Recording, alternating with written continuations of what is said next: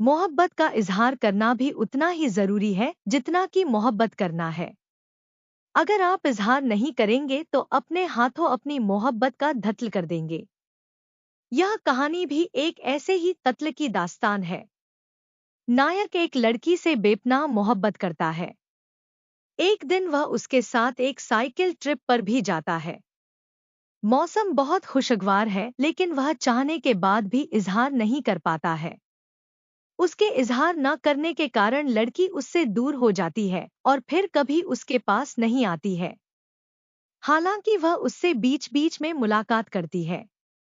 मोहब्बत करने और उसका इजहार न करने पर इंसान की क्या हालत होती है, वह आप इस कहानी को पढ़कर जान सकते हैं। मैं आज उस वालिये का हाल सुनाता हूँ। तुम शायद ये कहो कि मैं अपने आप को धोखा दे रहा हूँ, लेकिन तुमने कभी इस बात का तो मुशाहिदा किया होगा कि वो शख्स जो जिंदगी से मोहब्बत करता है कभी कभी ऐसी हरकतें भी कर बैठता है जिनसे सर्दमहरी और जिंदगी से नफरत टपकती है। इसकी वजह यह है कि उसको जिंदगी ने कुछ ऐसी ईजा पहुंचाई है कि वो जिंदगी की ख्वाहिश को घोंटकर उससे दूर भागने लगता है और अपने गोशायाफियत में उसकी राहों को भूल जाता है। लेकिन उसकी मोहब्बत कभी मर नहीं सकती और उसकी आग ख्वाबों के खंडरात की तह में अंदर ही सुलगती रहती है। चूंकि ख्वाबों की दुनिया में रहने की वजह से वो जिंदगी से बेबहरा हो जाता है, इसलिए अपनी मंजिल मसूद के करीब पहुंचकर वो खुशी और रुरूर से इस ददर भर जाता है कि अपनी सब तदबीरों को खुद ही उल्टा कर देता है और इस ख्याल में कि अब तो महासल मिल गया, वो अपनी महबूबा को बजाय खुश करने के मुतनफिर कर देता है। बस यही मेरे साथ भी हुआ। अब अपनी जिंदगी के हालात दोहराने से क्या हासिल। ताहम तुम्हें मेरी जिंदगी का वो लाजवाब और सोगवार जमाना तो याद होगा जब मुझे उससे मोहब्बत थी। मुझे तुम्हारी मोहब्बत भरी तसल्ली और शफ़ी लूब याद है, लेकिन इसके बावजूद भी मैं अपने किए को न मिटा सका। मैंने मोहब्बत का खून मोहब्बत से कर डाला और हालांकि मैं उस वक्त अपने को ढातिल न समझता था, मगर अब मुझे अपने जुर्म का यकीन है। समाज इस कत्ल को जुर्म करार न देगा, क्योंकि समाज तो अखलादी जुर्म पर सजा नहीं देता बल्कि समाजी जुर्म पर, नियत की बिना पर नहीं बल्कि सबूत पर। लेकिन अदलादी जुर्म ही सबसे खराब है और मैं अपने को मोहब्बत और जिंदगी दोनों की निगाहों में मुजरिम पाता हूँ। मरते दम तक मैं इस मासूम जमीन पर गुनहगारों की तरह अपने हमनवाओं और रफीकों से मुंह छुपाता मारा मारा फिरूंगा। पर अफसोस कि मेरा जुर्म मोहब्बत के खिलाफ था और मुझे मुंह छुपाने को भी जगह नहीं। वो अब मर चुकी है, इसलिए मुझे हिम्मत हुई कि ये दास्तान कह सुनाऊं। ये तो तुम जानते ही हो कि इसकी शुरुआत किस तरह हुई। मैं उससे दिलो-जान से मोहब्बत करता था। उसकी बदौलत वो खजाना मेरे हाथ लग गया था जिसकी तमन्ना सारे जहान को थी। जहां भी वो जाती, चाहे खरीदारी करने या अपनी सहेलियों से मिलने, वो मुझको साथ ले जाती और मैं एक रफीक कुत्ते की तरह उसके साथ साथ रहता। भई मैं अपने गोविंदा को भी साथ लाई हूँ, वो दूर ही से चिल्ला कर कहती और मैं खुशी से फूला न समाता। मेरी मोहब्बत रेगिस्तानों से ज्यादा वसीया और समंदरों से ज्यादा गहरी थी। लेकिन मुझको ऐसा मालूम होता कि उसकी मोहब्बत मेरी मोहब्बत से मिलकर एक आलम बन गई है जिसमें सितारे भी हैं और दुनियाएं भी। मैं उसी तरह उससे बरसों मोहब्बत करता रहा और बरसों उम्मीद-ओ-यास की मौजें मुझे थपेड़े मारती रहीं। जब मैं सोने लेटता तो उसकी सूरत मेरी आंखों के सामने रक्स करती और जब सो जाता तो ख्वाबों में रुशनुमा पहाड़ और दरिया और लालाजार दिखाई देते। सुबह जब आंख खुलती तो एक सुरीला नगमा मेरे कानों में उसके हुस्न की मौसीरी अलापने लगता। मोहब्बत के ख्वाब में वो राहत थी कि मैं दुनिया से परहेज करने लगा। वो अकेली मेरी दुनिया थी और मेरी जन्नत, और लोग तो उस गुलाब को मसल देते थे जो मेरे दिल की गहराई में खिला हुआ था। अपने ख्वाब को सीने से लगाए मैं तन्हा फिरता और सिर्फ परिंदों और नर्म हवा से गुफ्तगू करता, क्योंकि वो मेरे कानों में हजारों मोहब्बत के पैगाम लाला के सुनाते थे। मेरे साथी शफर, चांद और सितारे थे जो आसमान पर इस तरह बिखर जाते जैसे उसके गालों पर सुर्खी। उसकी मौजूदगी मेरी हस्ती में इस तरह समा गई जैसे माँ के पेट में बच्चा अपने वजूद के एहसास से उसको भर देता है। सूरज की गर्मी मेरी मोहब्बत के सामने हेज थी। खुदर्जी का ख्याल मेरे दिल में कभी न आया क्योंकि मोहब्बत एक हसीन तलयुल थी और जिनसे एक बदनुमा धब्बा। जो सच पूछो तो मोहब्बत ने मुझको नामर्द कर दिया था। वो भी अपने दिल में क्या कहती होगी। मैंने इस बात को ढतई भुला दिया था कि वो औरत है। मैं एक अहमको की जन्नत में रहता था। इसमें शक नहीं कि वो दिलावेज थी पर मौहूम और धैर्यधीरी भी। मोहब्बत तो रूह और जिस्म दोनों के एहसासात का संगम है। अगर इनमें से एक चीज भी कमोबेश हो जाएगी तो मोहब्बत या तो नफसानी ख्वाहिशात होके रह जाती है या एक शायर का नामुमकिन ख्वाब। मगर मैं अभी जवान था और हडीडत से बेभरा। एक मर्तबा जब मेरे बेहतरीन दोस्त ने मुझको सलाह दी कि उसको प्यार करो तो मैं बेआपे हो गया और चांटा रसीद किया। बरसों तक मैंने उससे बात भी न की। हमारा मिलाप उस वक्त हुआ जब एक रोज मैं रंजोलम से चूर शराबखाने में बैठा कधे भर भर कर पी रहा था और आंसुओं की लड़ी आंखों से जारी थी। अगली वफाओं के ख्याल से उसने आकर मेरे शाने पर हाथ रख दिया और हमारे दिल फिर मिल गए।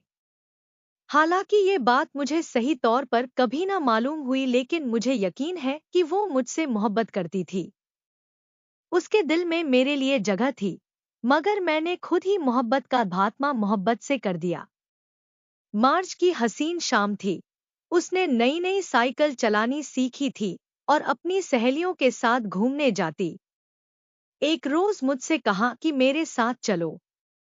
ये कहकर उसने मुझको वो शरफ बख्शा जिसे मैं भूल नहीं सकता। तमाम दिन एक ख्वाब की सी हालत मुझ पे तारी रही। मैंने साइकिल साफ की, तेल डाला और बार बार जाके देखता कि कहीं हवा तो नहीं निकल गई। मैंने घड़ियां गिन गिन के काटी और फिर भी आध घंटा पहले ही निकल खड़ा हुआ। जब मैं उसके हॉस्टल पहुंचा तो बहुत सवेरा था। वक्त काटने को मैं मीलों मारा मारा फिरा लेकिन वक्त काटे ही न कटता था।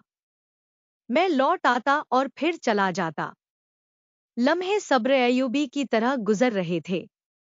आखिरकार वो आ ही गई और शर्माई हुई हंसी हंसहंस के साइकिल पर बैठी। शुरू में तो वो खुदी के एहसास से डरती रही, लेकिन जब हम सुनसान सड़क पर पहुंच गए तो उसका डर निकल गया।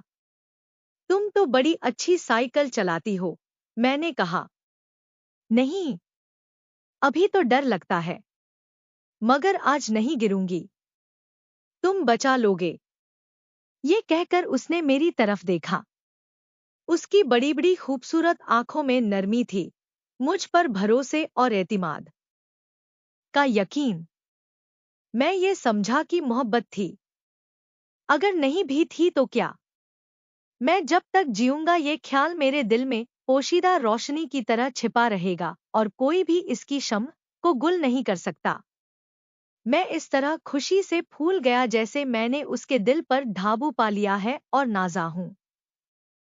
इस गुरूर से मैं खुद अपनी निगाह में खुशकिस्मत मालूम होने लगा। थोड़ी देर के बाद वो थक गई।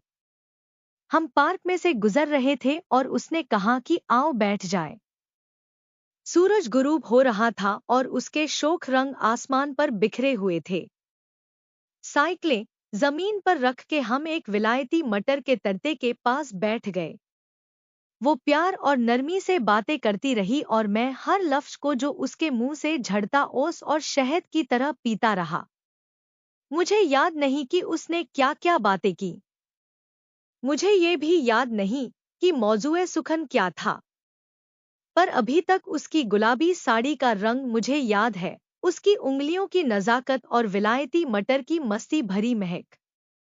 मेरा दिल उसके कदमों पे था और मेरी रूह इस तरह उसकी तरफ बह रही थी जैसे पानी के चश्मे चट्टानों से निकलकर एक अमीर झील में खो जाते हैं।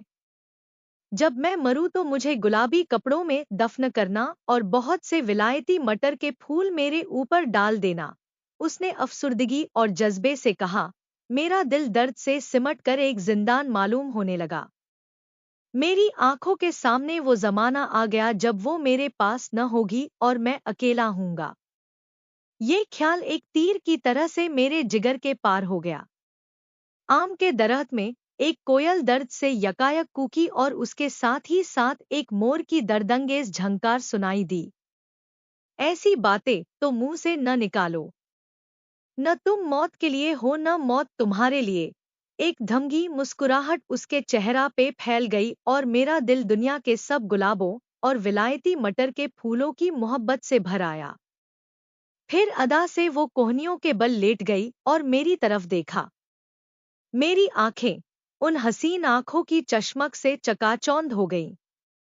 उस वक्त वो आंखें मोहब्बत के दो समंदरों की तरह की थी, जिनकी सतह की वुसअत निगाह की जद से बाहर थी और उनकी गहराई आंखों की रोशनी से पोशीदा। उन समंदरों में दो मौजें बैकवत बल खाती हुई उठीं, एक दूसरे से टकराईं और बहती हुई मेरी रूह की गहराइयों में उतर गईं। मैं उस लहर के जज्बे में गर्क हो गया। वो मुझे अपनी रौ में बहा ले गई। खुशी से मेरी जबान पर मुहर लग गई। मेरा जी चाहता था कि कुछ कहूँ, कुछ करूँ, लेकिन ढौफ मुझ पर तारी हो गया। मैंने अपने दिल में कहा कि मुझे अपनी मोहब्बत के इजहार करने का कोई हद नहीं। मैं अपनी मोहब्बत से डरता था। उस एक लम्हे में मैंने मौत और जिंदगी दोनों का मजा चख लिया। दोबारा फिर उसने अपना सर पीछे झुकाया और इस ददर झुकी कि सर जमीन से लग गया। उसके काले बाल हरी हरी घास पर बिखर गए और उसकी गुलाबी साड़ी ने सियाह चांद के गिर्द हाला बना लिया। उसके होंठ कांप रहे थे और उसकी आंखों में बोसे की दावत झलक उठी। मेरा दिल धड़कने लगा। मून पहले तो जोश में आया, फिर यकायक रगों में रुक गया। पर जो कुछ भी मेरी आंखों ने देखा उसका दिल ने एतबार न किया। ये कहाँ मेरी किस्मत की इसके होंठों को प्यार कर सकता। ये सिर्फ मेरा गुमान है, मैंने कहा। वो तो आसमान को देख रही है। मैं भी पीछे झुका और आसमान को देखने लगा। सूरज गुरूब हो चुका था और आसमान की बढ़ती हुई स्याही में एक पुरानी मस्जिद की दो टूटी हुई मीनारें दिखाई दे रही थी। किस ददर लाजवाब और रंगीन शाम है। मेरे अल्फाज सिर्फ मेरे ही कानों में गूंजे, एक लम्हा लहराए और खामोश फिजा में खो गए। वो जादू जो अभी तक हवा में मौजूद था, डूबते हुए सूरज की तरह पलकों में गायब हो गया और सिर्फ तारीकी ही तारीकी दिखाई देती थी।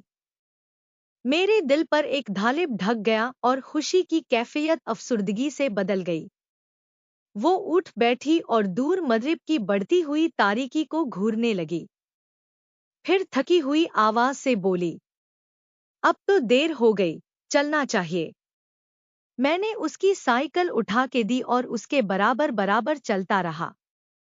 हम में से किसी ने बातचीत न की। वो थकी हुई और ख्याल में महव मालूम होती थी, लेकिन मैं अभी तक उसके करीब होने की खुशी में मस्त था और उसकी मोहब्बत पर नाजा। मुझको ये ख्याल न आया कि मैं उसकी मोहब्बत को ठुकरा रहा हूँ। मैं जिंदगी को अपनी आलोच में लेने से डरता था, फूलों की तरह गोद में समेटने से। बजाते खुद तो इस लापरवाही में कोई बुरी बात न थी, लेकिन इसका नतीजा मोहलिक साबित हुआ। मैं एक ख्याली दुनिया में रहता था और सिर्फ इश्क की मोहब्बत में गिरफ्तार। वो जुलाई के आम की तरह पुख्ता थी, मोहब्बत के लिए तैयार।